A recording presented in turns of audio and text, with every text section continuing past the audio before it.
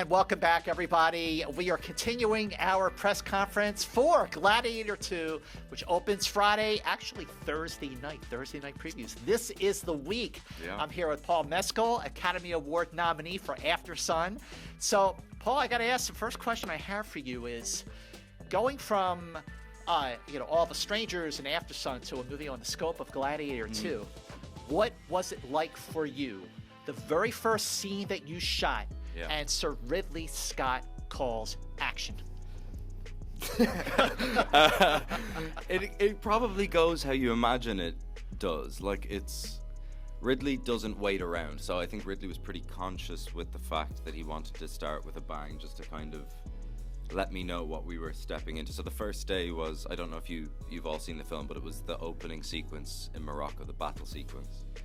And apologies if you've heard this story before, but for those of you that haven't, we were kind of, the key cast were kept out in little holding tents. And I was like walking around with my sword, furiously smoking and waiting to be summoned to the set.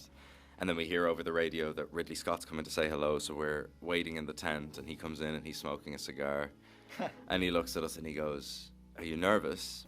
And I wasn't really sure what the appropriate response was, so I think I just made a noise. And he just went whack on my back and goes, "Your nerves are no fucking good to me."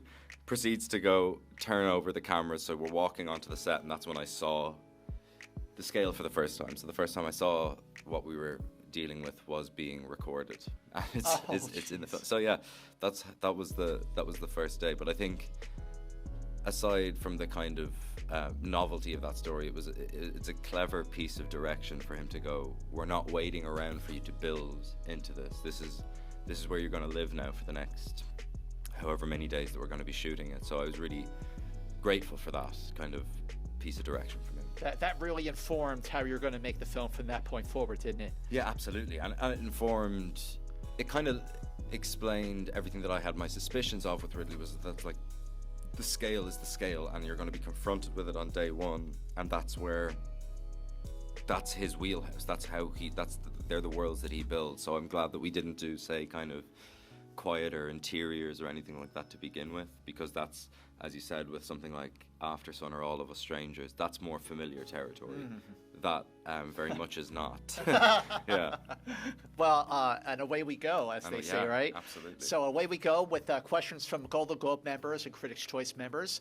First question here is from Scott Orwin from the Golden Globes. Scott, take it away. Hi, Scott. Paul, great How's to see it going? you, sir. Ridley kind of dropped a little seed that he would like to make a third one. He has, hasn't he? He's been talking about it quite a bit. Right, that you would be an integral part. Where would you like to see this character go?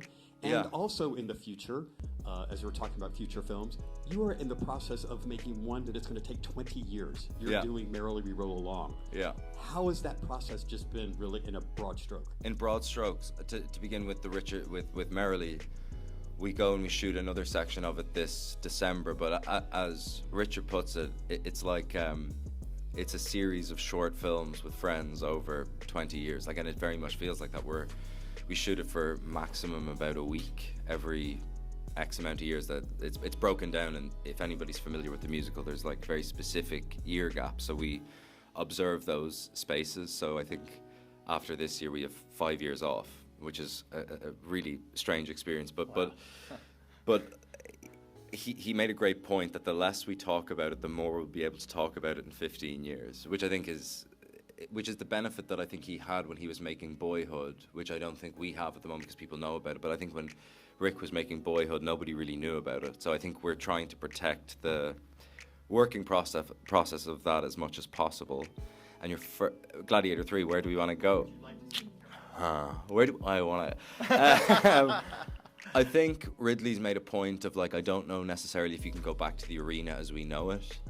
And the last time I spoke to him, he said he had 9 pages. Yesterday, he said he had 14. So I think he's moving in a direction that I'm excited with. I haven't spoken to him about what that looks like, but I would be excited for it to go into a more political sphere, or kind of in the world of like Michael Corleone and Gladiator II. Something like somebody stepping into something that they don't necessarily feel like it belongs to them. Because I think when you see Lucius at the end of the first film, he's looking for guidance. Like he's as much as he's a reluctant leader throughout the film, I think that's even an overstatement. I think he has no desire to lead until the point that he's kind of thrust upon him, and I think that you could draw parallels of that with something like Godfather Part 2.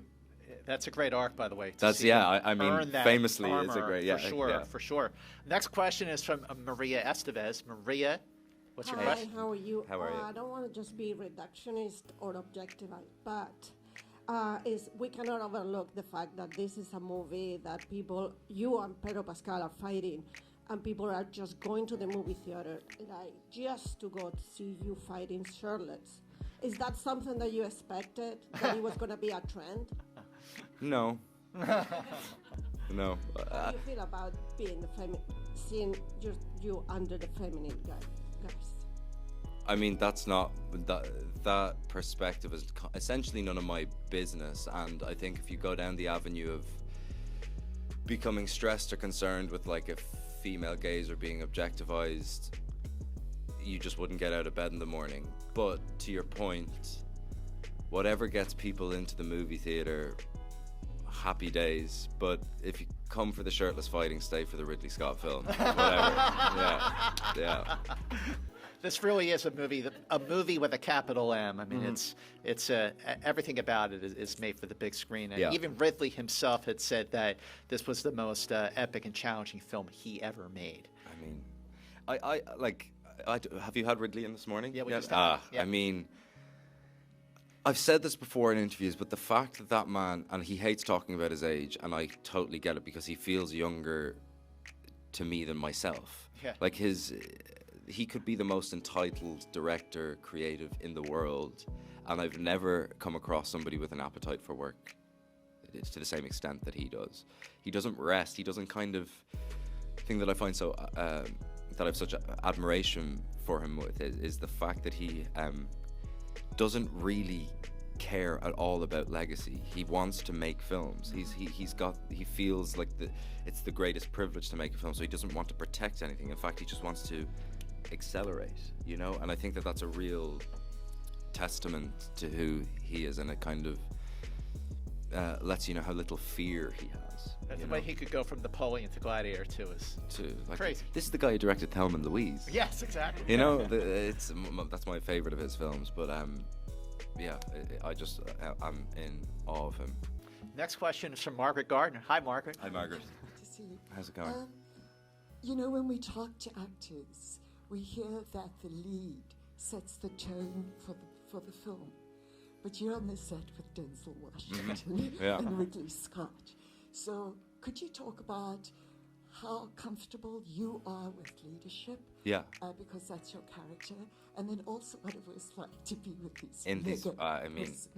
How long do we have? I think, weirdly, I find the act of leading a film, or like I grew up playing sport and I was like a captain for my school football team, so that kind of position isn't alien to me. It's magnified by 100 when you're on a Ridley Scott set, but I was aware when I was going in that to lead a set is like actually a very practical thing. It's something that you can control with. It has nothing to do with talent. Leading a film in terms of being in that position of leadership has nothing to do with talent. It has to do with attitude. You have to be the person who's there first in the morning. You're the person that's gonna, if you feel like setups are taking longer, it's practical things. It's like, don't wait in your trailer, get in front of the camera, because with the minute an actor's in front of a camera and waiting, everything just goes way faster. Yeah. And those are things that I've learned from like great actors like Emily Watson and people like that, where it's like you've got to take up the space that you want to occupy, and sometimes there's a bit of like faking it till you make it, but that part of it is thankfully whatever I've learned through Gaelic football and sport was applicable there. It's one of the few things I would say is applicable. And then working with Denzel and Ridley, I mean, in an acting context with Denzel, the thing that I found so inspiring and kind of relaxing was that he's not reinventing the wheel. He's not doing anything other, like he's got this extraordinary talent, but it's not like he's having a special breakfast in the morning or doing something or injecting himself with like acting magic or anything. He's just going to work on a very, very practical level and informing the role that he's playing with all of the experience that he's had before. Like my acting coach in drama school always said, regardless of your talent, experience trumps all. The most important actor in a company is the one that has the most experience. And I just found it really calming to go like, oh, the reason he's great is A, because of his talent, but B, purely the amount of time that he has spent doing this job. So that's that, like, ultimately, that was, I just found that, like, when I was watching, I was like, oh, this is so exciting, because hopefully when I'm in my late 60s, that will just, like, it will just become easier. It'll just become more comfortable. Yeah. But you know, when you're watching his movies, just Yeah. as a movie fan, whether it's, you know, Glory, Training Day, so on and so on, American Gangster that he did with Ridley. Yeah. So you know, you're watching his performances, and you're, as an actor, learning from what you're seeing on the screen. But then you're working with him. Yeah. So then you're working in a scene with him. He's right there with you. So what, as an actor, did you pick up from him? What impressed you about Denzel, the actor, from the process? He's very focused. He is somebody who... I've never worked with an actor who brings the level of intensity to a set that he does, because I think that's a way that he likes to operate. And I think for a film like Gladiator II, and especially, I think there's two parts. There's many parts to Denzel's performance, but there's two parts that I think are pretty distinct in the film. That's his relationship to the political world that he's manipulating, and that's quite Machiavellian and kind of light and dexterous. But he doesn't have to play those things with me, because I'm his subject. Right. He's not trying to manipulate me. I'm totally in his control, or so it seems. So I had a very kind of like, how would I describe it? Like, it was a pretty intense working relationship in the best sense, because there was no kind of obvious manipulations that was happening. So it was these two, do you know what I mean? Like, he's not trying to kind of dance around the subject with Lucius because he's got him in a cell. Yeah. He's got him exactly where he wants him. So I loved the kind of, and then the further we got into the shoot, the more, like, because Denzel works in the theater, so we would like privately go off and rehearse little scenes outside of the watchful command of Ridley, because that's the way that feels familiar to us. Like, coming from the theater, you rehearse, and I think I mean, any time that you're one-on-one, even when the cameras aren't rolling with Denzel and you're getting to rehearse a scene, is a pretty special day. Pretty special, absolutely. Yeah. Next question, Frederica. Take it away, Frederica. Hi. So first of all, because I read something about it, if you can tell us a little bit that first phone call with Ridley Scott telling you, I want you in Gladiator II. Yeah. When he hangs up, what happens? What's your reaction? Well, I wish it was from Ridley, but the way these things work, it's like it's a phone call from your agents. Yeah. But it was... I think you always kind of get an inkling about where you kind of know before you're told. Your agents will be able to tell you in kind words if it's not happening or if it is happening, and I was kind of under the impression that we were moving in the right direction. I was doing Streetcar Named Desire in London at the time, and I was walking to the theatre. I got a phone call from my agents, and I just remember like screaming. But the weird feeling was like, I remember coming into my earphones and I was like, there's only about 10 people in the world probably who have this information now. And then I knew that they're those weird moments that you can never really telegraph are going to be so important in your life, because I think within 2 weeks then it's public consumption, it's public knowledge. But for that 2 weeks it was just information for me and my family and my loved ones. But that dissipates as quickly as it comes, because then you're like, okay, so we've got X amount of months to go to the gym, we've got X amount of months to kind of prepare it, I've got a play to finish, what the fuck am I gonna do? It becomes practical information as soon as it's kind of emotional information. Thanks so much for the question. Next question is coming from us virtually from Yenny Nunkatz, who asks, in a nutshell, what was your experience working with Pedro Pascal? So Pedro was, we essentially landed in Morocco before any of the rest of the central cast, and I mean, I don't know if you've met Pedro or yes, yeah, I have. I mean, yep. the way that the thing that I'm kind of in awe with him about is the fact that the person that which is such a specific skill, but the person that the world meets in kind of a press context or on a red carpet or in this kind of like the merry-go-round of promoting a film is the person that I know. Like he's got an extraordinarily open heart, and in that moment there would have been nobody that I would want to be around more as I was stepping into so unfamiliar territory. And I honestly wish I had more to do with him in the film. You know, we have very little screen time together. But having said that, the fight in the Coliseum and the moments that follow the fight were some of my favorite moments to shoot in the film, because he's got such a kind of empathetic energy. And I'd argue that his character is arguably the more kind of archetypal hero in the film. Like, he's got that conscience that is burning for him the whole way through, and I think he plays it with such elegance and grace. He's got great range. The unbearable weight of massive talent. Excellent film. Next question, Wakako Rollinger. Hi. Hi there. How Good are to you? see you. Welcome back from Japan. Hi. I've read somewhere that you gain 22 pounds for the film, and then you have to lose 26 pounds. Way harder doing that, let me tell you. It must be really hard. What was the most challenging part but the fun part to shoot this film? I think, like, every actor's experience with this kind of, like, putting weight on for a film and losing it is so specific to the actor, right? And I think, again, growing up playing sport, being in a gym wasn't unfamiliar territory.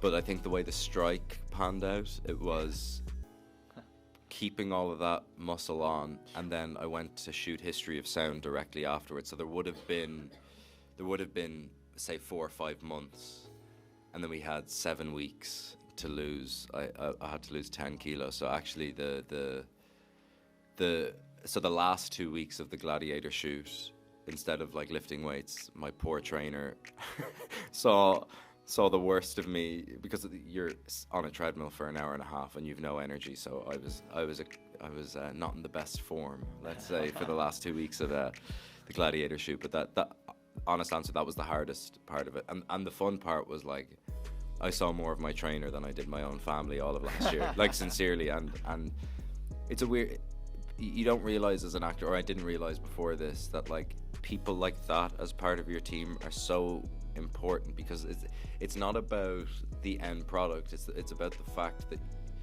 they have to know you fundamentally. They have to know, like, when to say no, that you actually need to go to say, you have to just trust them fundamentally. And I found one of the good guys in Tim Blakely who trained me for this. So I'm just curious, you're talking about, like, the weight that you had to gain, weight you had to lose, then there's the craft of the actual performance. But before you get to all that, how do you remember your lines? Really? Yeah. How do I remember my lines? Thankfully, that's an easy thing. I think it I don't know. I just read the script a lot. I don't actually do a thing of, like, sitting down and kind of going. I absorb it through reading. Yeah. You should ask Pedro Pascal how he remembers his lines. How does he remember It's his like lines? some weird Rain Man stuff he's got going on. Yeah. All right, Mary Glass, what's your question? Hi. It was mentioned earlier today that last year there was a social media trend where it was discovered that men spend an awful lot of time thinking about the Roman Empire. I know. So my question is, were you one of those guys, and why do you think men in particular are so fascinated by these empires? Gladiator 1.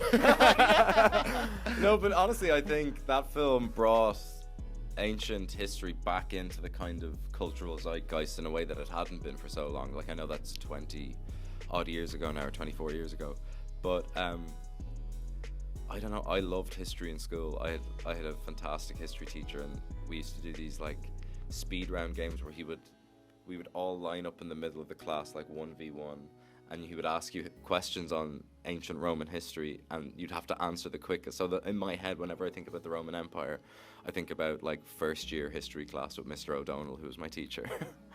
Yeah. Why do you think men in general are so Because I think it's a really fascinating part of history. I think I can only speak for myself, but I think there's something fascinating about the fact that you could argue that they're the birth of modern civilization in a certain context, and the fact that what you're seeing in the film, for example, and that's like a portion of Roman history, isn't really far away from the world we're living in now politically. So that the fact that we're drawn to it, I don't think it's just men, but the joke being that men are obsessed with the Roman Empire and all of that. I don't have a proper answer on it other than the fact that I think it's really informing that history is essentially has been repeating itself since that point and probably before that. They were huge.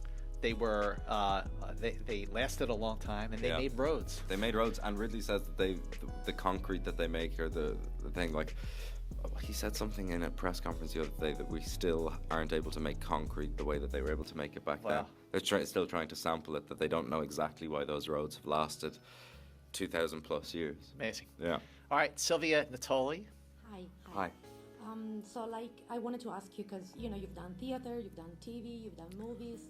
How was Ridley's method specifically different in directing you? Because he's very known to be in the moment, to not do many takes. Yeah. Was it easier? Was it hard? It was like no other experience that I've had in front of camera. It was way more familiar to me in actually a theatrical context. It felt like it couldn't have been further away from the way Andrew Haigh works, or Charlotte Wells, or Oliver Hermanez.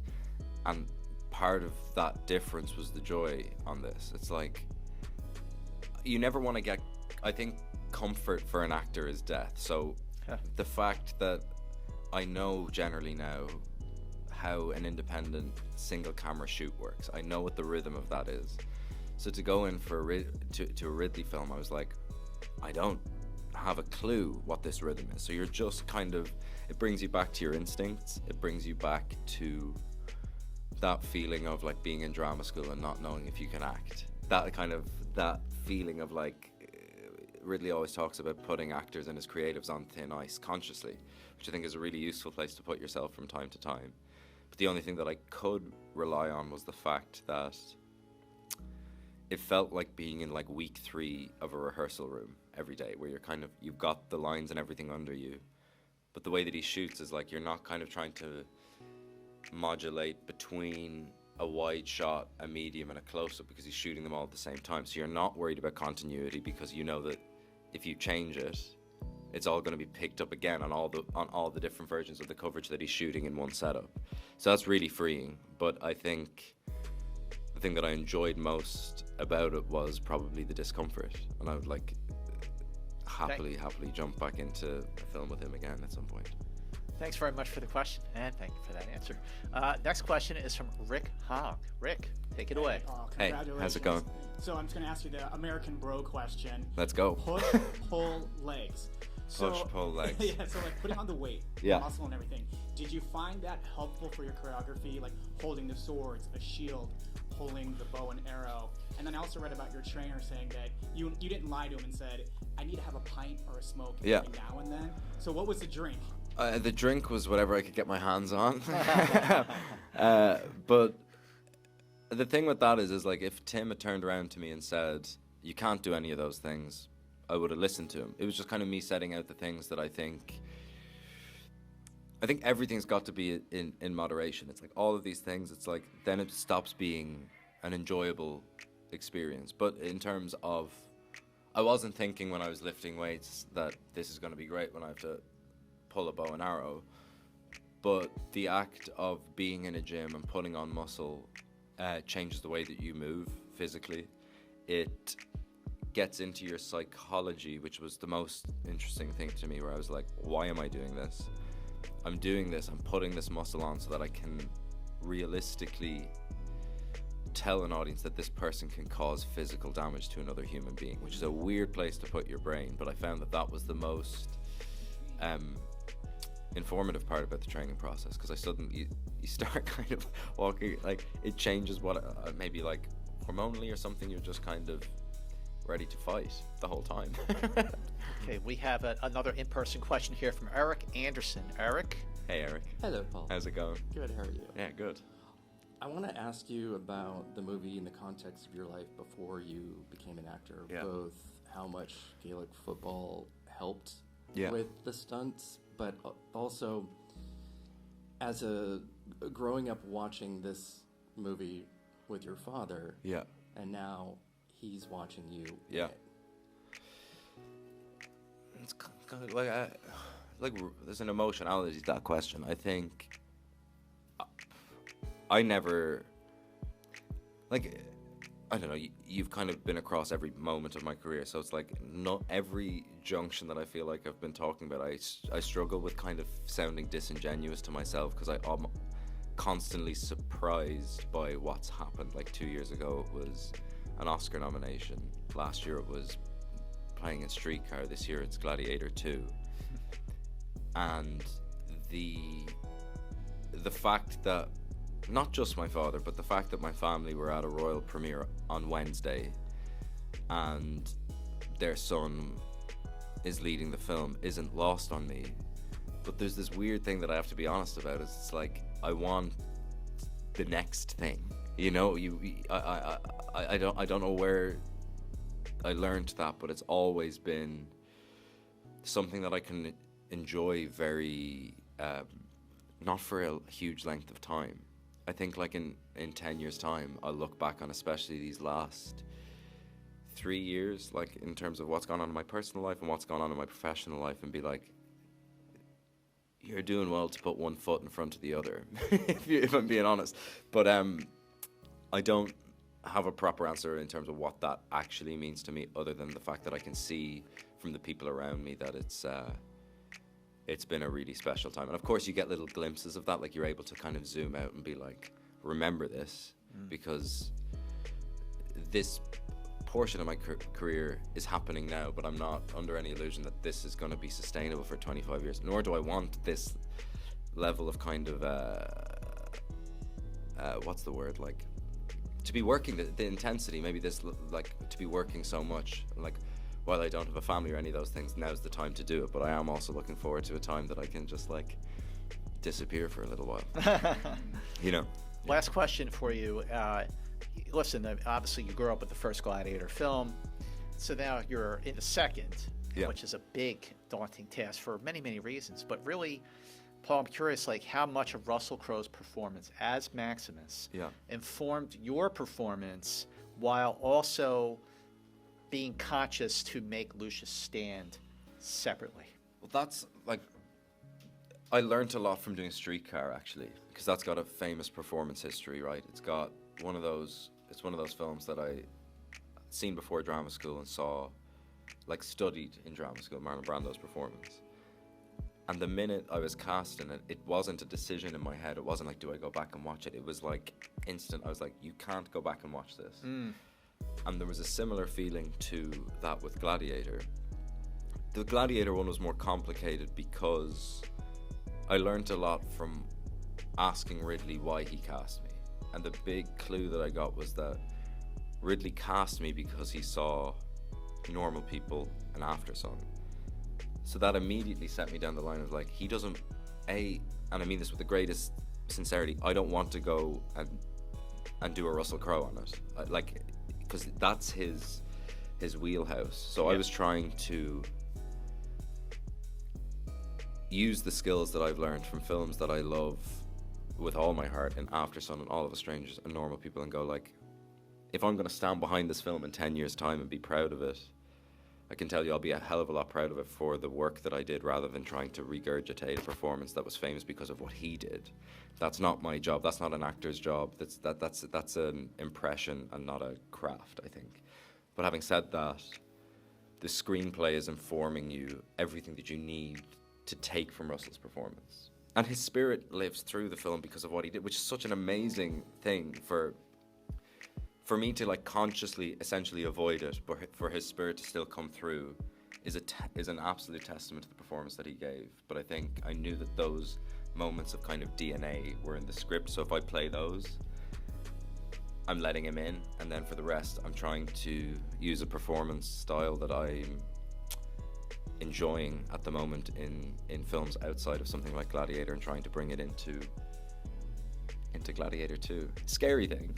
Definitely scary. But I think it was my only avenue to approach it with. But I think I could speak for everyone in the room and everyone watching virtually when I say bravo to you for your performance. Gladiator 2 opens Friday. Thanks so much, Paul Mescal. If you like to support or continue to support Jana on Camera, don't forget to subscribe, like, comment, and share the videos.